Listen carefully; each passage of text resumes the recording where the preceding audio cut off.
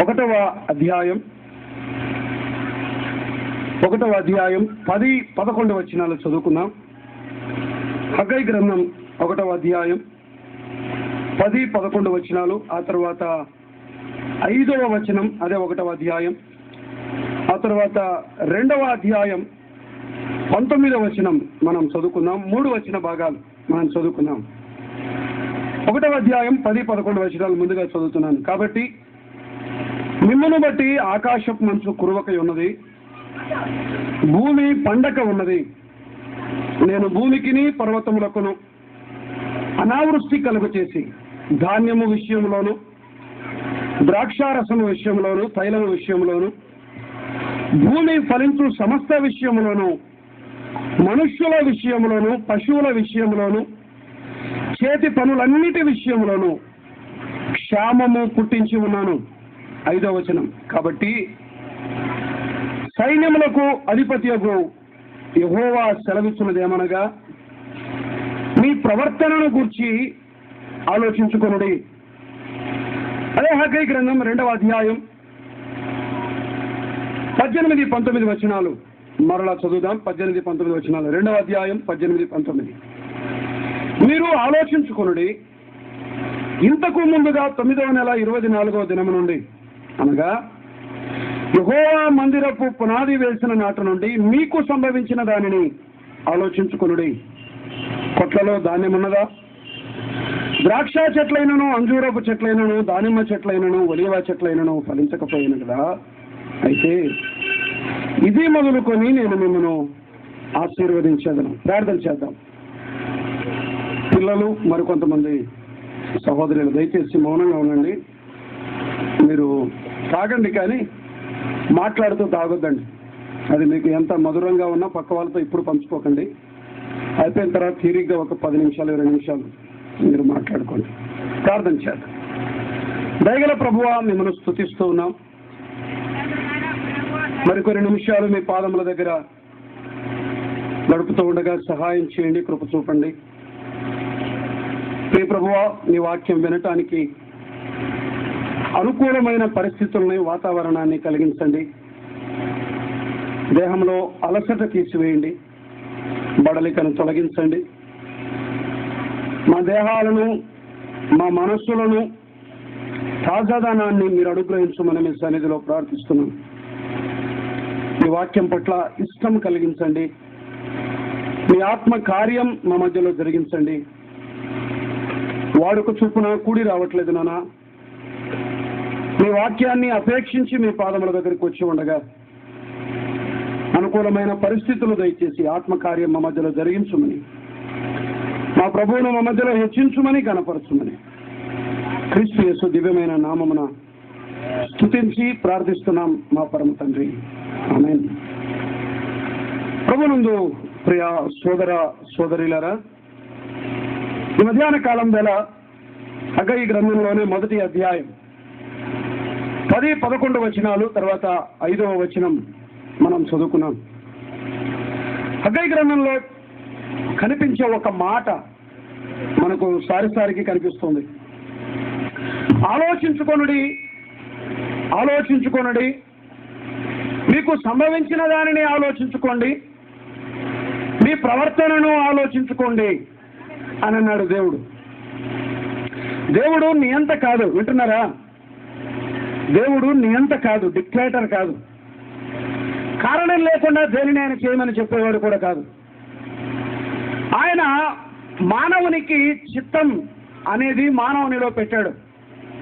మానవుని ఇష్టం, మానవుని యొక్క ఇష్టానికి అనగా మానవునికి స్వాతంత్రతను దయచేశాడు. ఈ చిత్తం విషయంలో ఆయన బలవంతంగా మెడవంచి తనను ప్రేమించమని ఆజ్ఞాపించేవాడు కాడు. ఆయన హగ్గయి గ్రంథంలో తన భక్తులతో మాట్లాడినప్పుడు సైతం, విమోచించబడిన ఇశ్రాయేలీయులతో సైతం ఆయన ఏమని మాట్లాడాడు? ఆలోచించండి అని అన్నాడు. ఆలోచించండి. పిల్లరా, సృష్టిలో మానవునికి దేవుడు అనుగ్రహించిన శ్రేష్టమైన వరం, భాగ్యం ఏమి అంటే ఆలోచించడం. కుక్కలు ఆలోచించవు, జంతువులు ఏవి ఆలోచించవు, పక్షులు జంతువులు ఆలోచించవు. సృష్టిలో దేనికి కూడా ఆలోచన శక్తి లేదు. ఒక మానవునికి మాత్రమే ఆలోచించే సామర్థ్యాన్ని, ఆలోచించే శక్తిని దేవుడు దయచేశాడు. దేవుడు ఆయన మాట ద్వారా మాట్లాడేవాడు మాత్రమే కాదు, ఆయన పరిస్థితుల ద్వారా మాట్లాడేవాడు. ఆయన ఆలోచించండి అని అన్నాడు. దేనిని ఆలోచించమన్నాడు? ఎవరిని గురించి ఆలోచించమన్నాడు?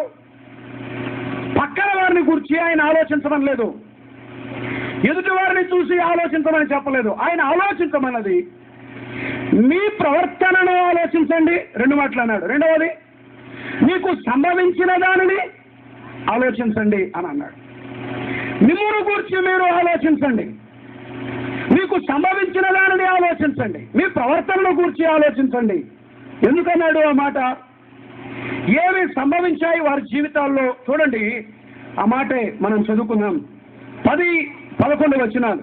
కాబట్టి మిమ్మును బట్టి అని అన్నాడు. ఆకాశపు మంచు కురవక ఉన్నది, భూమి పండక ఉన్నది. నేను భూమికి లెక్క పెట్టండి, భూమికి పర్వతములకు అనావృష్టి కలుగు చేసి ధాన్యము విషయంలోను, ద్రాక్షారసం విషయంలోను, తైలము విషయంలోను, భూమి ఫలించు సమస్త విషయములోను, మనుషుల విషయంలోను, పశువుల విషయంలోను, చేతి పనులన్నిటి విషయంలోను క్షామము పుట్టించి ఉన్నాను అని అన్నాడు.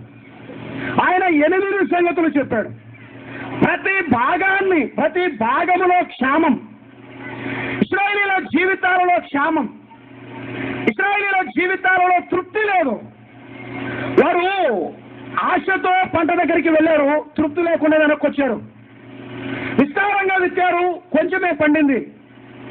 ఒకటి 50 కొలలు కావాలని పోయాడు, 20 కొలలు మాత్రమే దొరికాయి. ఇశ్రాయేలీయులు ఆశించినట్టుగా, ఇశ్రాయేలీయులు కష్టానికి తగినటువంటి ఫలం వారు పొందట్లేదు. బాగా వినండి అమ్మా, ఇశ్రాయేలీయులు కష్టపడుతున్నారు, కష్టానికి తగిన ఫలం వారు పొందలేదు. మళ్ళీ చెప్తున్నాను నేను, ఇశ్రాయేలీయులు తీవ్రంగా శ్రమించారు, శ్రమకు తగినటువంటి ఫలితాన్ని కానీ తృప్తిని కానీ వారు పొందలేదు. లోకంలో ఒక సామెత ఉంది, ఏమని? కష్టే ఫలి అని. కష్టే ఫలి అని ఉంది. ఏ కష్టము చేసినా లాభమే కలుగును అంటాడు జ్ఞాని అయిన సొలొమోను. మరి తీవ్రంగా శ్రమిస్తే ఫలితం లేదే, విస్తారంగా విత్తితే పంట లేదే, 50 కొలలు ఆశిస్తే 20 కొలలు వస్తున్నాయి. ఎందుకు క్షామం? ఎందుకు కరువు? ఎందుకు ఎండిన స్థితి? ఒకసారి ఆలోచన చేయండి. ఆయన క్షామము కలుగు చేస్తే మన కష్టము ద్వారా మనం ఫలం పొందగలమా? ఇశ్రాయేలీయుల జీవితాల్లో దేవుడు ఎందుకు క్షామాన్ని అనుమతించాడు? ఇశ్రాయేలీయుల జీవితాల్లో దేవుడు ఎందుకు తృప్తిని ఇవ్వలేకపోయాడు? ఇశ్రాయేలీయుల జీవితాల్లో దేవుడు ఎందుకు అనావృష్టి కలుగు చేశాడు? భూమి కఠినమైపోయింది, ఆకాశము కఠినమైపోయింది, తైలము లేదు, ద్రాక్షారసము లేదు, పర్వతముల మీద ఆయన మంచు కురిపించకుండా ఉన్నాడు. అంతా ఎండిన స్థితి.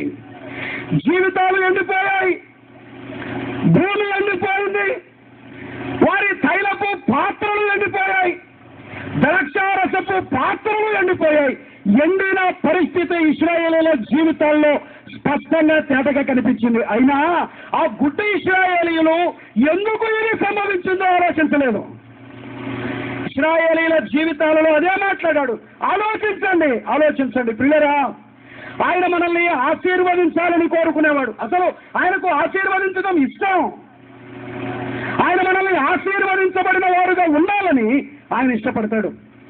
అబ్రహామును దేవుడు పిలిచినప్పుడు అబ్రహాముకి ఇచ్చిన వాగ్దానం అదే, నీ మూలముగా భూమి మీద ఉన్న సంతానమంతా నీవు ఆశీర్వదించబడతావు, నిన్ను దీవించిన వాడు దీవించబడతాడు, నీ సంతతి ఆశీర్వదించబడుతుంది అని. ఆయన ఆశీర్వదించే దేవుడు. ఎందుకు క్షామాన్ని పుట్టించాడు? సూటిగా ఒక ప్రశ్న. బాగా వింటున్నారా? బాగున్నారా? జీవితంలో తృప్తి ఉందా? నెమ్మది ఉందా? పరిస్థితులు ఎందుకు ప్రతికూలంగా ఉన్నాయి? ఎందుకు మన కుటుంబ జీవితం మనం అనుకున్నట్టుగా లేదు? అన్నీ ఉన్నా ఏదో లేని స్థితి, ఆ వెలితి, ఆ శూన్యతకు కారణమేమి? ఎందుకు పరిస్థితి జీవితంలో? ఎందుకు మన జీవితాల్లో దేవుడు క్షేమాన్ని అనుమతిస్తున్నాడు? ఎందుకు తృప్తి లేదు? అంతరంగంలో జీవితంలో ఎందుకు తృప్తి లేదు? ఎందుకు ఏమీ తాగట్లేదు? ఏదో వెలితి, శూన్యత, బాధ, నెమ్మది లేని స్థితి. జీవితంలో క్షేమం ఎందుకు సంభవించాయని? ఆశీర్వదించబడిన జనాంగంగా ఉండవలసిన మనం ఎందుకు శపితమైన వారుగా మిగిలిపోయాం? ఆనందించాల్సిన మన జీవితాల్లో ఎందుకు దుఃఖం ఉంది? ఇతరులకు ఆశీర్వాదకారకులుగా ఉండిన మన జీవితాల్లో ఎందుకు శాపం ఉంది? పిల్లరా, నమ్మని వారిని గురించి మాట్లాడట్లేదు. నమ్మిన మన జీవితాల్లో ఎందుకు తృప్తి కరువైపోతుంది? ఎందుకు దేవుడు ఆశీర్వాదాలు, దేవుని ఆశీర్వాదాలు తక్కువైపోయాయి? అదే అన్నాడు ప్రభువు, మీ ఆశీర్వాదాలకు మీ ప్రవర్తనకు సంబంధం ఉంది అని అన్నాడు. అందుకనే 2 వచనాలు మనం చదువుకున్నాం. ప్రవర్తన ఆలోచించమన్నాడు. మందిరపు పునాది వేసిన నాటి నుండి మీకు సంబంధించిన దానిని ఆలోచించమన్నాడు. అయితే మన పాఠం ఏమి అంటే 2వ అధ్యాయం 19వ వచనం చివరి భాగం చదువుతున్నాను. అయితే ఇది మొదలుకొని నేను మిమ్మల్ని ఆశీర్వదించదును. ఈ మాటలు సాధారణంగా కొత్త సంవత్సరం వాగ్దానాల్లో ఎక్కువగా ఈ వచనమే కనబడుతుంది. వర్తమానాలు కూడా దాదాపు ఇదే వాక్యాన్ని ఆధారం చేసుకొని అందిస్తారు. ఆశీర్వాదాలు ఎందుకు కరువయ్యాయి వారి జీవితంలో? ఆశీర్వాదాలు ఎప్పుడు ప్రారంభమయ్యాయి వారి జీవితంలో? అమ్మా, ఆలోచన చేద్దాం. దేవుడు ఎందుకు క్షేమాన్ని అనుమతించాడు? ఎందుకు వారి జీవితాల్లో తృప్తి లేదు? ఈ మధ్యాహ్న కాలం వేళ నీ బ్రతుకు తృప్తిగా లేకపోవటానికి, నీ జీవితం ఎండిన స్థితిని అనుభవించటానికి, బ్రతుకులో నెమ్మది లేకపోవటానికి, తృప్తి లేకపోవటానికి, సంతోషం లేకపోవటానికి కారణాలు ఈ మధ్యాహ్న కాలం వేళ 3 సంగతులు త్వరగా నేను ఆలోచన చేసి ముగిస్తాను. ఆలోచన చేద్దాం. దేవుడు ఎందుకు క్షేమాన్ని అనుమతించాడు అంటే, మొదటిది మనం చదువుదాం. 1వ అధ్యాయం 2వ వచనం చదువుదాం. 1వ అధ్యాయం 2వ వచనం. సమయం ఇంకనూ రాలేదు, యెహోవా మందిరమును కట్టించుటకు సమయం ఇంకనూ రాలేదని ఈ జనులు చెప్పుచున్నారే. 4వ వచనం. ఈ మందిరం పాడై ఉండగా, ఈ మందిరము పాడై ఉండగా మీరు సరంబి వేసిన ఇండ్లలో నివసించుటకు ఇది సమయమా అని అన్నాడు. మొదటి కారణం ఎందుకు దేవుడు క్షేమాన్ని అనుమతించాడు? ఆశీర్వదించబడిన జనాంగం ఎండిన స్థితిని ఎందుకు అనుభవించారు? ఎందుకు తృప్తి అన్నది వారి జీవితాల్లో కొదువైపోయింది? మొదటిది ఇంప్రాపర్ యూసేజ్ ఆఫ్ టైం. వారు సమయాన్ని సరిగా వినియోగించలేదు. ఇలా చెప్పనివ్వండి, వారి సమయాన్ని ఖర్చు చేసే విధానం సరి అయింది కాదు. 2 మాటలు చెప్పాడు. సమయమేమో మందిరాన్ని కట్టడానికి సమయం లేదట. దేనికి సమయం ఉంది? చెప్పాలి, దేనికి సమయం ఉంది?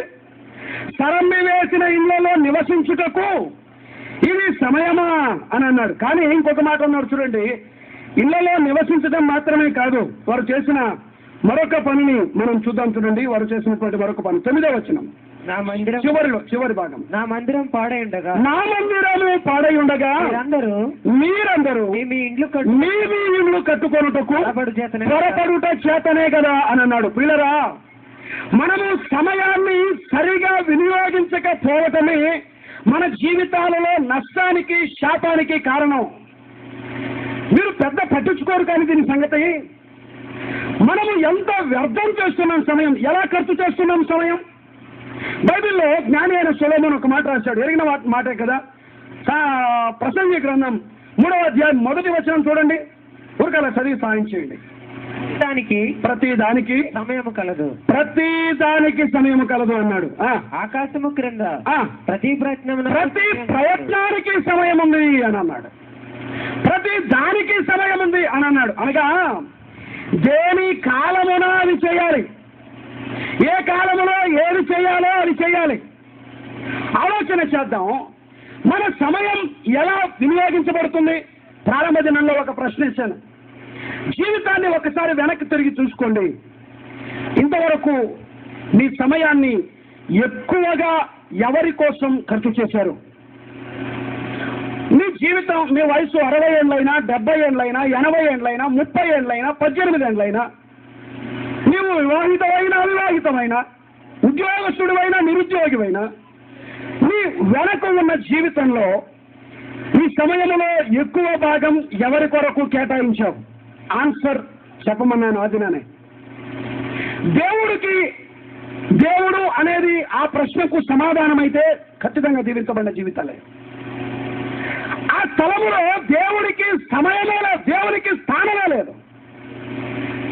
క్రైస్తవులుగా సమయాన్ని సరిగా వినియోగించుకోకపోవటం, సమయాన్ని ఎలా వినియోగించాలో అలా వాడకపోవటం. ఏం చేస్తున్నారు? సమయాన్ని దేవుని పనికి బదులుగా మందిరము కట్టడానికి వచ్చిన వారు ఇల్లు కట్టుకోవడంలో మునిగిపోయారు. మాత్రమే కాదు, ఇళ్లలో నివసించటంలో గడుపుతున్నారు. సరంబి వేసిన ఇళ్లలో, సీల్డ్ హౌసెస్, సరంబి వేసిన ఇళ్లలో సుఖంగా ఉన్నారు. కొందరు ఇల్లు కడుతున్నారు, కొందరు సుఖాన్ని అనుభవిస్తూ ఉన్నారు. వారు సమయం దుర్వినియోగం చేస్తున్నారు. పిల్లరా, దేవుని సమయాన్ని, దేవుడు మనకిచ్చిన ఈ జీవిత కాలంలో ఈ సమయాన్ని సరిగా వినియోగించకపోతే దాని ప్రభావం మన జీవితాలపై ఉంటుంది. ఎఫెసీయులకు రాసిన పత్రికలో భక్తులైన పౌలు రాసిన మాట అదే. దినములు చెడ్డవి గనుక సమయమును సద్వినియోగం చేయమన్నాడు. సద్వినియోగం చేయమన్నాడు అంటే దానికి వ్యతిరేక పదం చెప్పండి. దుర్వినియోగం కూడా చేయొచ్చు అని. నేడు మనం చేస్తున్నదేమి? సమయాన్ని మనం ఏం చేస్తున్నాం? దుర్వినియోగం చేసేవారి శాతం ఎక్కువ. కొన్ని మాటలు మీ కొరకై నేను కొన్నిసార్లు జ్ఞాపకం చేసి నేను ముందుకు వెళ్తాను. చూడండి, మొదటిది ఒక 3 సంగతులు మనం చూద్దాం. సమయాలు 2వ గ్రంథం 11వ అధ్యాయం మొదటి వచనం చదువుదాం. సమయాలు 2వ గ్రంథం 11వ అధ్యాయం మొదటి వచనం. వసంతకాలమున రాజులు యుద్ధమునకు బయలుదేరు సమయమున దావీదు యోవాబును అతని వారిని ఇశ్రాయేలునందరినీ పంపగా అన్నాడు. ఈయన ఏం చేస్తున్నాడు? 2వ వచనం. అయితే దావీదు యెరూషలేమునందు నిలిచాను అని అన్నాడు. వాస్తవానికి అది ఏ సమయం? It is time to fight. అది పోరాడే సమయం. ఏం చేస్తున్నాడు? సుఖిస్తున్నాడు. అది పోరాడే సమయం. ఏం చేస్తున్నాడు? సుఖము కొరకై వెంపర్లాడుతున్నాడు దావీదు. ఊరియా ఒక మాట అన్నాడండి, అసలు అద్భుతమైన మాట. ఊరియా పలికిన మాట ఒక వచనం మనం చూద్దాం. చూడండి, అదే సమూయేలు 2వ గ్రంథం 12వ అధ్యాయం, క్షమించండి 11వ అధ్యాయంలోనే 11వ వచనం చూడండి. 11 ఊరియా మందసమును ఇశ్రాయేలు వారును యూదావారును గుడారములలో నివసించుచుండగను నా అధిపతియగు యోవాబును నా ఏలినవాడగు నీ సేవకులను బయట దండులో ఉండగను భోజన పానమును చేయుటకును నా భార్య వద్ద పరుండటకును నేను ఇంటికి పోదునా నీ తోడు నీ ప్రాణము తోడు నేను చేయవాడను కానని దావీదుతో అన్నాడు. పిల్లరా, ఎవరి భావము ప్రశంసనీయమైంది? ఇశ్రాయేలీయులు యుద్ధకాలంలో యుద్ధానికి వెళ్లాల్సిన రాజు యుద్ధానికి వెళ్లకుండా సుఖము పట్ల ఆసక్తి కలిగి ఉంటే సైనికుడు ఇంటికి పిలిపించి వెళ్ళి విశ్రాంతి తీసుకోమంటే ఊరియా మాట చూడండి. ఇది విశ్రాంతి తీసుకునే సమయమా? పోరాడేవారు పోరాడుతున్నారు. దేవుని పక్షముగా యుద్ధం చేసేవారు యుద్ధం చేస్తున్నారు. ఇది ఏ సమయం? సుఖించే సమయమా ఇది? ఏమండి, ఒక 5 నిమిషాలు ప్రార్థిస్తున్నారా సంఘం కోసం? దేవుని సువార్త ప్రకటిస్తున్న సువార్థికుల కోసం మీ ప్రార్థనలో 5 నిమిషాలైనా వెచ్చిస్తున్నారా? విమర్శించడానికి పైనే ఉంటారు, విమర్శించడానికి చాలా పైన ఉంటారు. ప్రార్థిస్తున్నారా? ప్రార్థించే అనుభవం ఉందా? పోరాడాల్సిన సమయంలో పోరాడకుండా సుఖము కొరకై వేరే వాటిపై మనసు పెట్టి చేష్టలుడికి చేతకాని క్రైస్తవులు అనేక మంది సంఘాల్లో ఉన్నారు. వారికి ఏమీ చేతవుడు, ఊరిక కూర్చోవడం తప్ప. అవసరమైతే 4 మాటలు అంటారు చూడండి, చేసేవాళ్ళు కూడా వెనుకలాగుతారు. పోరాడేవారు ఒకవైపు రీసెంట్ గా ఆఫ్ఘనిస్తాన్ లో నిదర్కని అనే ఒక వ్యక్తిని చంపారు. 10 ఏళ్ల క్రితం ఆ వ్యక్తిని చెరసాల్లో వేశారు. వింటున్నారా? బాగా వినండి. 10 ఏళ్ల క్రితం చెరసాల్లో వేశారు. చెరసాల్లో వేసి 10 years టైం ఇచ్చారు. యేసుక్రీస్తును గురించి నేను తప్పుగా ప్రకటించాను అని నువ్వు ఎప్పుడు పశ్చాత్తాపడినా ఉరిశిక్ష రద్దు చేయబడుతుందని 10 ఏళ్ల సమయం ఇచ్చారు. 2012 అనగా ఈ సంవత్సరంలోనే దాదాపు 2 నెలల క్రితం ఫిబ్రవరిలో చదివే న్యూస్ అది. 2012 ఫిబ్రవరిలో తిరిగి క్వశ్చన్ చేశారు. నీ సమయం అయిపోయింది, 10 ఏళ్ళు సమయం ఇచ్చాం. 10 ఏళ్ల తర్వాత యేసుక్రీస్తు పైన అభిప్రాయం ఏమి? చిన్న మాట చాలు, నేను తప్పుగా ప్రకటించాను ఒప్పుకుంటే చాలు విడిచిపెడతామని. 10 ఏళ్ల క్రితం 2002లో చెరసాలలోనికి వెళ్ళినవాడు వెళ్లే ముందు ఏ సాక్ష్యాన్ని చెప్పాడో 2012లో కొన్ని గంటల్లో ఉరి తీయబోతుండగా వారు అడిగారు, 10 ఏళ్ళు ఉన్నాం, జీవితం పట్ల ప్రేమ కలగలేదా? అవకాశం, చివరి అవకాశం, నేను విశ్వసించింది తప్పు, యేసుక్రీస్తు దేవుడు కాదు అని ఒక్క మాట చెప్పు, బ్రతికిపోతావని. 34 ఏళ్ల వయసు అతంది. 24 ఏళ్లలో అరెస్ట్ చేయబడ్డాడు. వివాహం లేదు, తల్లిదండ్రులను ఎదురుగా పెట్టుకుని చూచి అడిగారట. ఆయన చెప్పిన మాట 10 ఏళ్ల క్రితం నేను ఏ మాట చెప్పాను, ఇప్పటికి నేను అదే మాట చెప్తున్నాను. నేను ప్రకటించినది సత్యం, ఆ సత్యం కోటం సాగటానికైనా నేను సిద్ధమని. ఉరి తీయబడ్డాడు ఆయన రీసెంట్ గా ఫిబ్రవరి నెలలో 2012. 10 ఏళ్ల కాలం ఆయన ఏం చేయగలిగాడు? ఇంత అవకాశం ఇచ్చినా కూడా ఆయన ప్రాణము వదులుకోవటానికైనా సిద్ధపడ్డాడు, కానీ ఆయన క్రీస్తును దేవుడు కాదని ఒప్పుకోవడానికి సిద్ధపడలేదు. ప్రియులరా, సువార్త కొరకై ప్రాణాలకు తెగించి పోరాడే వారు అయిపోయినారు. దేవుని సువార్తను వ్యాపింప చేయాలని సంఘాల స్థాపన కొరకై కష్టించేవారు అయిపోయినారు. ఒకవైపు పోరాడేవారు పోరాడుతుండగా సంఘం సుఖంగా నిద్రావస్థలో సుఖానికి అలవాటు పడి ఉండటం ఎంత దారుణం. సమయాన్ని దుర్వినియోగం చేయటం కాదా? ఆశీర్వాదాలు ఎలా వస్తాయి? పోరాడే సమయంలో పోరాడకుండా సుఖించడానికి మనసు ఎలా వస్తుందండి? ఒకవైపు కొందరు ప్రాణాలు పోతున్నాయి, కొందరు ఆరోగ్యాలు పోగొట్టుకుంటున్నారు. నార్త్ ఇండియాలో మిషనరీలు బయటికి వెళ్ళారంటే తిరిగి వస్తారో లేదో నమ్మకం లేదు, అయినా తెగించి వెళ్తున్నారు. భార్య పిల్లలు ఎదురుగా పెట్టుకొని కూడా ఏమీ తెలియదు, కించిత్ కష్టం తెలియదు, హ్యాపీగా ఉన్నాం. వెళ్ళి వాళ్ళతో పోరాడకపోయినా కనీసం వారి పక్షాన ప్రార్థించే మనసుందా? వారి కొరకై కొంచెం సమయం వెచ్చించి వారితో పాటు పోరాడే మనసుందా? పిల్లరా, పోరాడే సమయంలో పోరాడకుండా సమయాన్ని దుర్వినియోగం చేసిన వారు నష్టపోయారు. ఇది టైం, ఇది సమయమా? ఎందుకు క్షామం? సమయాన్ని దుర్వినియోగపరచటం. నీవు ఎవరైనా పర్లేదు, ప్రభు కొరకై దేవుడు నిన్ను ఎన్నుకున్నాడు. నీ సమయంలో అధిక భాగం ఆయనకు చెందాలి, ఆయనకు సంబంధించిన కార్యాలకు చెందాలి. దేని కొరకు వెచ్చిస్తున్నాం? మొదటిది చూసాం. రెండవది చూడండి, రాజులు 2వ గ్రంథం 5వ అధ్యాయం 26వ వచనం. రాజులు 2వ గ్రంథం 5వ అధ్యాయం 26వ వచనం చూడండి. ఆ మనుష్యుడు తన రథము దిగి నిన్ను ఎదుర్కొనుటకు తిరిగి వచ్చినప్పుడు నా మనసు నీతో కూడా రాలేదా? ద్రవ్యమును, వస్త్రములను, ఒలీవ చెట్ల తోటలను, ద్రాక్ష తోటలను, గొర్రెలను, దాసదాసీలను సంపాదించుకొనుటకు ఇది సమయమా అని అన్నాడు. ఏలియా పరలోకానికి ఆరోహణమై వెళ్ళాడు. ఎలీషాపై 2 అంతల ఆత్మ కుమరించబడింది. ఎలీషా వృద్ధుడయ్యాడు కాబోలు. శిష్యులు ఉన్నారు. శిష్యులలో ముఖ్యమైన శిష్యుడు గేహజీ. ఎలీషా పాదాల దగ్గర నేర్చుకోవాల్సిన సమయంలో మనసు దేనిపై ఉంది? చెప్పండి, మనసు దేనిపై ఉంది? ఏమి సంపాదించాలి ఇప్పుడు? ఎలీషా పాదాల దగ్గర సమయాన్ని గడపాల్సిన గేహజీ తన మనస్సు ద్రాక్ష తోటలపై, తన మనస్సు సంపదపై ఉంటే ఇది సమయమా? ఇది సంపాదించే సమయమా? ఏమి సంపాదించాలి? రాబో దినాలలో క్షామము కలగబోతుంది. నేను దాటిపోతున్నాను. వాక్యమును కూర్చున్న క్షామము కలగబోతుంది. పిల్లరా, వాక్యాన్ని సంపాదించి పెట్టుకోవాల్సిన సమయం ఇది నేర్చుకోవాల్సిన సమయం. It is time to learn, it is not time to earn. ఇది సంపాదించే సమయం కాదు, ఇది నేర్చుకునే సమయం. ఇది నేర్చుకునే సమయం.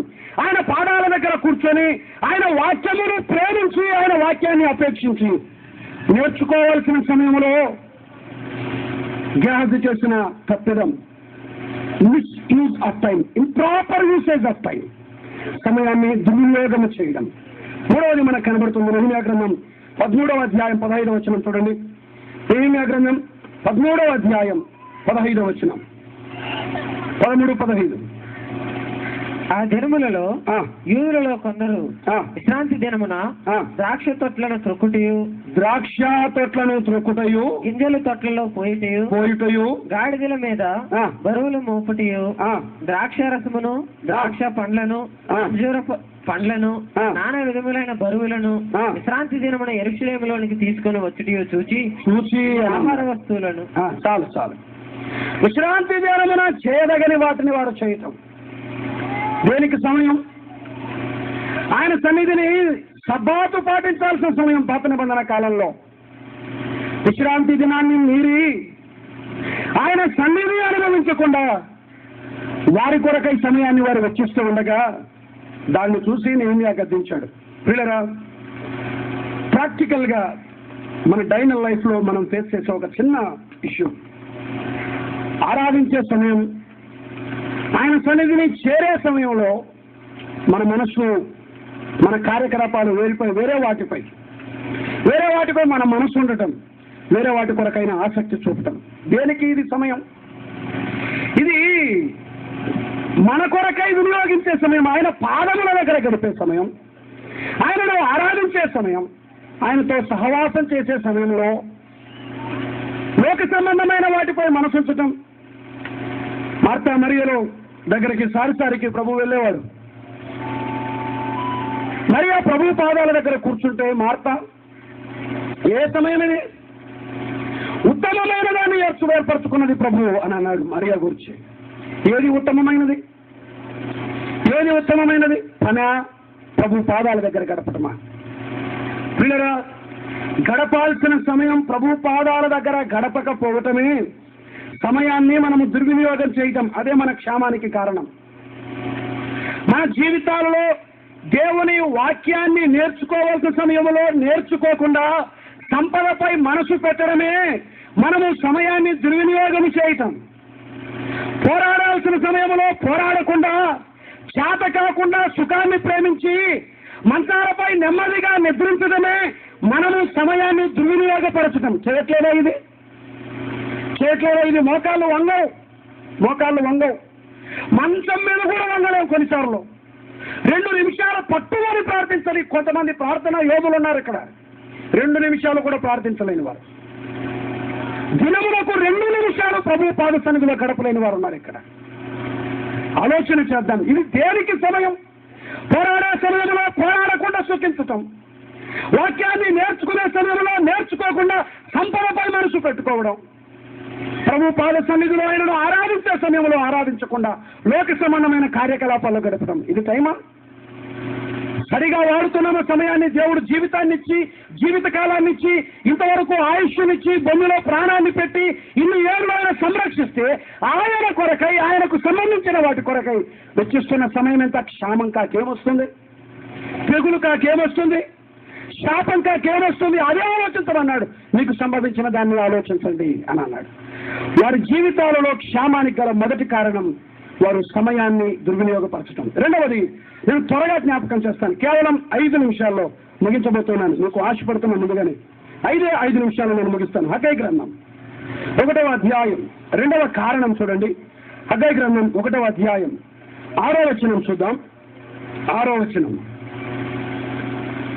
మీరు విస్తారముగా విత్తినను మీకు కొంచెమే పండును, మీరు భోజనము చేయకున్నాను ఆకలి తీరక ఉన్నది, పానము చేయుచున్నను దాహము తీరక ఉన్నది, బట్టలు కప్పుకొనుచున్నను చలి ఆగుకున్నది, పనివారు కష్టము చేసి జీతము సంపాదించుకొనినను జీతము చినిగిపోయిన సంచిలో వేసినట్టుగా ఉన్నది అని అన్నాడు. విస్తారంగా విత్తారు, బాగా కష్టం చేస్తున్నారు. వారి శరీరాన్ని సరిగా దేవుని కొరకై ఖర్చు చేయకపోవటం. ఇలా చెప్పనివ్వండి, వారి బలాన్ని, వారి కష్టాన్ని, వారి శక్తిని దేవుని కొరకై సరిగా ఖర్చు చేయకపోవడం. ఇలా చెప్పనివ్వండి, దేవుడిచ్చిన ఈ దేహాన్ని ఎలా వినియోగిస్తున్నాం? విస్తారమైన సంపద కొరక, ఈ దేహాన్ని సుఖము కొరక, ఈ దేహాన్ని భోగేచ్ఛలు నెరవేర్చుకోవడానికి కొరక.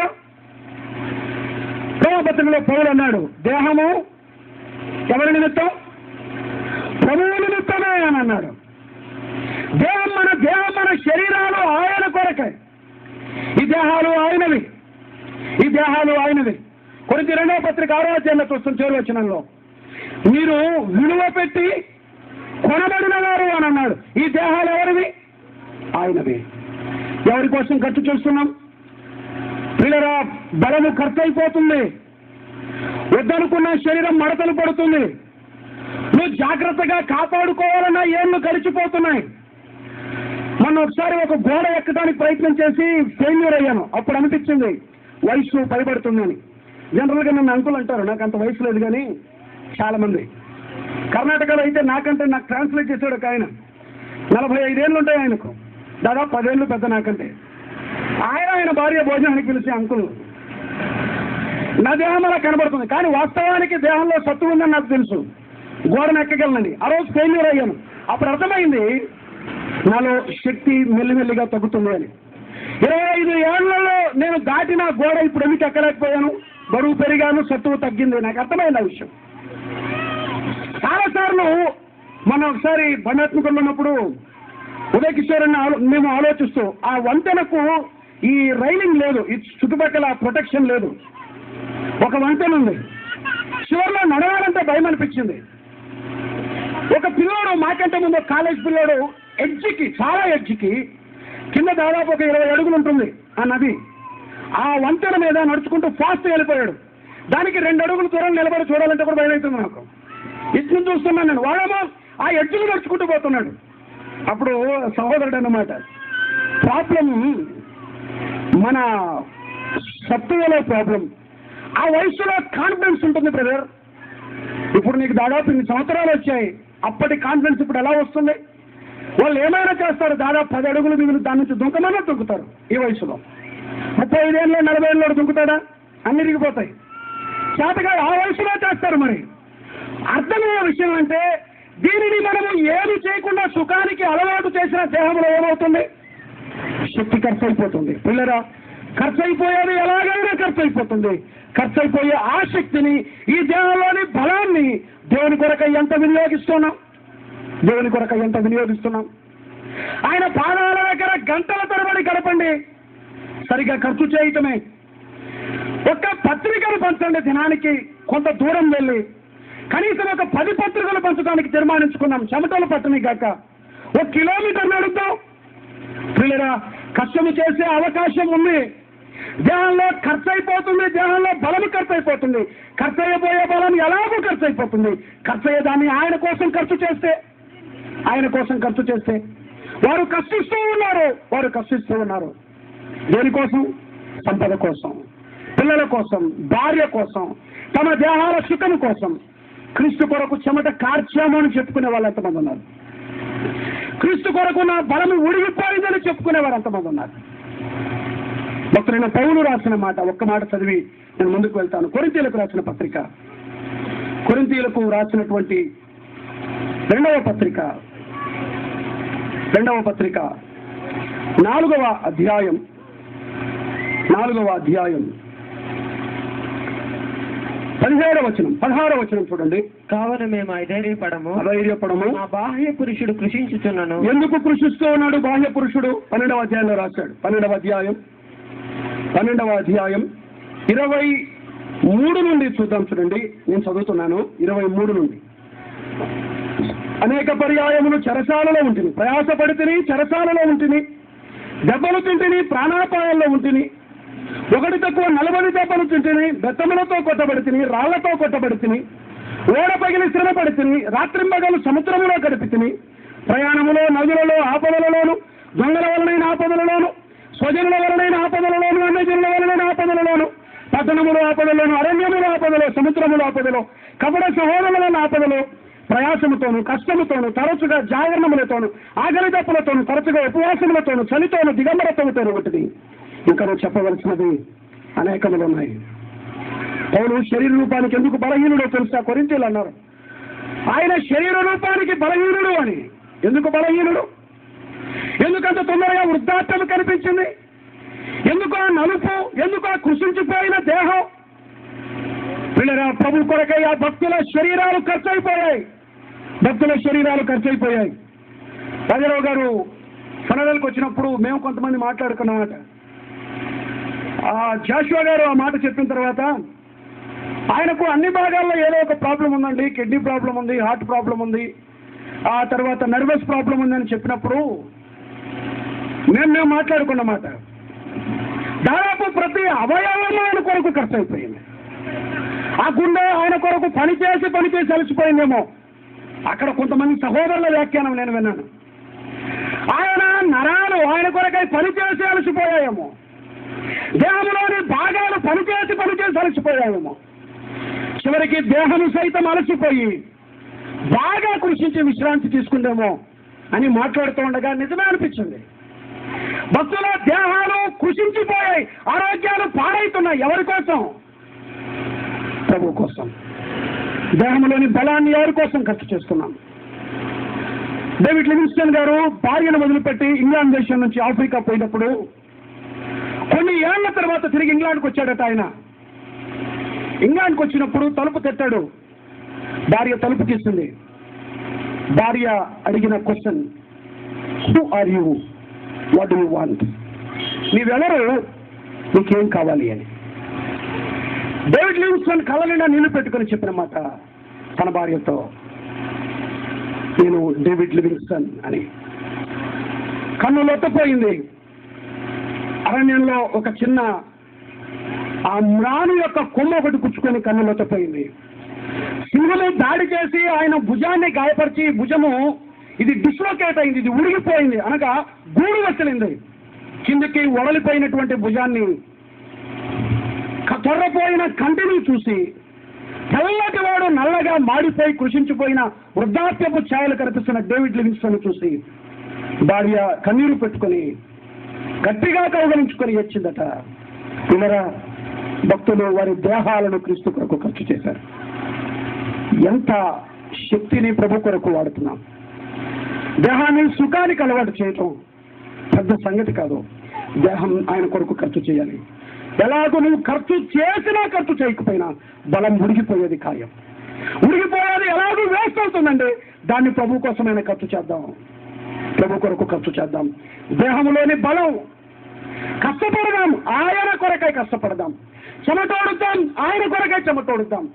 నలుపుగా మారినా పర్వాలేదు, ఆయన కొరకై. దేహంలో అనారోగ్యం వచ్చినా పర్వాలేదు, ఆయన కొరకై. గుండె జబ్బు రానివ్వండి, అనారోగ్యం రానివ్వండి, ఏమైనా రానివ్వండి, ఆయన కొరకై వాటిని పొందితే సంతోషమే. వచ్చేవి ఎలాగూ వస్తాయి. శరీరాన్ని ఆయన కొరకై ఖర్చు చేద్దాం. Improper uses of there bodies. వారి శరీరాలను సరిగా వారు వినియోగించకపోవటమే క్షేమానికి కారణం. ముగిస్తున్నాను. చివరిది, వారి ధనాన్ని, నేను నిన్ననే చెప్పాను, దానిపై నిలవట్లేదు. 1వ అధ్యాయం 9వ వచనం. వారు ధనాన్ని వారు సరిగా వినియోగించలేదు. Improper uses of their money. వారి సొమ్మును సరిగా వినియోగించుకోకపోవడం. ఎందుకు ఇచ్చాడు? వీళ్ళ ఒక మాట నేను చెప్పనివ్వండి. చాలాసార్లు మనం అంటాము ఏమని అంటే, నేను దేవునికి అంత ఇచ్చాను ఇంత ఇచ్చాను అని. ఒక పుస్తకంలో చదివాను, నేను ఇచ్చాను అని ఎప్పుడు చెప్పకూడదట తెలుసా? ఇచ్చాను అని చెప్పకూడదట. కారణం ఏమంటే, భక్తుడైన దావీదు దేవుని మందిరం కొరకై డబ్బిచ్చినప్పుడు అంటాడు, నీవిచ్చిన దానిలో నుండి కొంతమేమో నీకు ఇచ్చితిమి అని అన్నాడు. ఇలా చెప్పాలట దానికి, దేవా నేను ఇంత మిగిలించుకున్నాను, ఇంత మాత్రమే నీకు ఇచ్చాను అని చెప్పాలట. నీవు ఇచ్చిన దానిలో నేను ఇంత మిగిలించుకున్నాను, తప్ప ఇచ్చామంటున్నావు అది కాదట. నా దగ్గర ఇంత ఉంది ప్రభువా, నీవు ఇచ్చిన దాంట్లో 30 రూపాయలు ఇస్తే దేవా నా దగ్గర 20 రూపాయలు ఉంది, నా దగ్గర నేను ఇచ్చిన దాంట్లో. ఇచ్చాము. ఏమిచ్చావు? అంత పెద్ద డబ్బున్నవాడుగాను దేవుని కొరకు ఇవ్వటం. ఆయన ఇచ్చిన దాన్ని తిరిగి ఆయనకి ఇవ్వటానికి ఏమండి అంత బాధ? ఆయన కదా ఇచ్చింది, తిరిగి ఆయనకి ఇవ్వటానికి ఏమి? మనమందరం ఎలాంటి వాళ్ళమంటే, బాగా డబ్బున్నటువంటి ఒక వ్యక్తిని ఒక కిటికీ దగ్గరికి ఒక పాస్టర్ తీసుకుపోయేట ఒక దైవ సేవకుడు. ఆ దైవ సేవకుడు ఆ అద్దెలు గుండా చూడమన్నాడట. బయటికి చూస్తే దూరాన ఉన్నటువంటి శిథిలమైపోయినటువంటి మందిరం కనబడిందట. ఒక పేద విధవరాలు కనబడిందట. సగం వరకు కూలిపోయిన ఒక గుడిసె కనబడిందట. ఈ అద్దములో నుండి చూస్తూ ఉండగా నీకేం కనబడుతుంది అని అంటే, ఆయన దేన్ని చెప్పలేదు. అద్దంలో చూసినప్పుడు అవన్నీ కనబడ్డాయి. ఆయన మళ్ళా తిరిగి ఈ డ్రెస్సింగ్ టేబుల్ దగ్గర తీసుకొచ్చాడట. ఈ అద్దం ముందు నిలబడమన్నాడట. ఎవరు కనబడుతున్నారని అడిగాడట. నేనే కనబడుతున్నాను అని. జస్ట్ రెండింటికి మధ్య ఉన్న తేడా, కొందరికి అద్దంలో చూసుకుంటే ఎవరు కనబడతారు? వారే. రెండు మిర్రర్సే, రెండు అద్దాలే. వాస్తవానికి రెండు మిర్రర్సే. ఒక చిన్న కోటింగ్, ఆ మెర్క్యూరీ కోటింగ్, ఆ చిన్న రంగు అవతల వ్యక్తుల్ని కనిపించకుండా చేస్తుంది. కళ్ళు తెరిచి తేటగా చూస్తే సేవ అవసరత స్పష్టంగా కనబడుతుంది. సేవకుల యొక్క అవసరత స్పష్టంగా కనబడుతుంది. దేవుని పని యొక్క అవసరత స్పష్టంగా కనబడుతుంది. తేటగా అదే అర్థంలో నుంచి చూడండి ఎంత స్పష్టంగా కనబడుతుంది. కొంతమంది మిర్రర్స్ పెట్టుకున్నారు. ఏ మిర్రర్స్? Coated mirrors. వారే కనబడతారు. వారి అవసరాలు వారే తీర్చుకుంటారు. కాదు పిల్లరా, ఆ అద్దాలను పక్కన పెట్టండి, ట్రాన్స్పరెంట్ మిర్రర్స్ తీసుకురండి. ఇప్పుడు చూడండి, అవసరతో ఉన్నటువంటి పరిచర్య కనబడుతుంది. దేవుని పని యొక్క అవసరత ఎంతో, దేవుని పని కొరకు సొమ్ము ఎంత అవసరమో, నీ దగ్గర నీ సొమ్ము ఎంత ఖర్చు చేయాలో నీకు అర్థమవుతుంది. నీ అద్దం నీ ముందు పెట్టుకొని నీ లోకం చూసుకుంటే నీ డబ్బునంతా నీ కొరకు వాడటం కాదు. దాన్ని తీసేయండి, ట్రాన్స్పరెంట్ మిర్రర్ పెట్టి చూడండి. లోపం కనబడుతుంది, అవసరత కనబడుతుంది. దేవుని పని కొరకు ఎంత ఖర్చు చేయాలో అర్థమవుతుంది. మళ్ళీ చెప్తున్నాను, నీవు ఏమి ఇవ్వట్లేదు. ఆయన ఇచ్చిన దాన్ని ఇవ్వటానికి కష్టపడద్దు. ఆయన ఇచ్చాడు, ఆయన ఇచ్చిన దాన్ని తిరిగి ఆయనకి ఇవ్వాలి. సమయాన్ని మాత్రమే కాదు, ధనాన్ని, మన కష్టాన్ని మాత్రమే కాదు, మన ధనాన్ని సరిగా వినియోగించుకోకపోవటమే మన జీవితాల్లో క్షేమానికి కారణం. వారెందుకు క్షేమము పాలయ్యారు? తృప్తి ఎందుకు లేదు? ఆశీర్వదించబడాల్సిన వారు ఎందుకు శపించబడ్డారు?